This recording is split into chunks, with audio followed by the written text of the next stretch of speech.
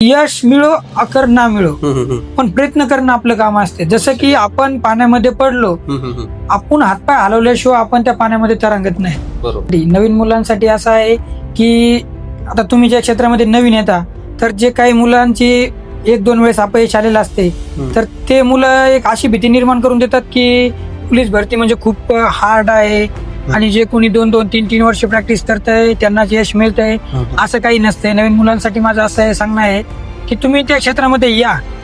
तुमच्याकडे आता समजा आज सध्या आजच्या कालावधीमध्ये फॉर्म चालू आहे, तर तुम्ही फॉर्म टाका.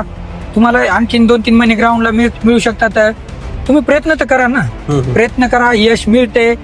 कदाचित समजा आता तुम्ही पहिली भरती आहे, हीच तुमची शेवटची भरती बी असू शकते. आणखीन 2 ते 3 वर्ष भरती पडेल, याची काही समजा शासनाच्या जागा जशा रिक्त होतील नाही सांगताय.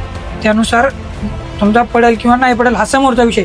पण आज रोजी तुम्ही आलेले आहेत ना, तुम्ही स्वतःचे जे की 100% असतंय, तर तुम्ही त्या गोष्टीमध्ये जर दिलं, तसं तुम्ही या पोलीस भरतीमध्ये आला, तुम्ही नवीन किंवा जुने हा शब्द कुठल्या क्षेत्रामध्ये सर लावायचाच नसतो. तुम्ही या, प्रयत्न करा, यश मिळो किंवा न मिळो, 100% दिले. त्याच्यानंतर तुम्हाला यश मिळो अकर न मिळो, हा नंतरचा विषय राहिला. प्रयत्न करणं हा आपलं काम आहे. बरोबर बरोबर.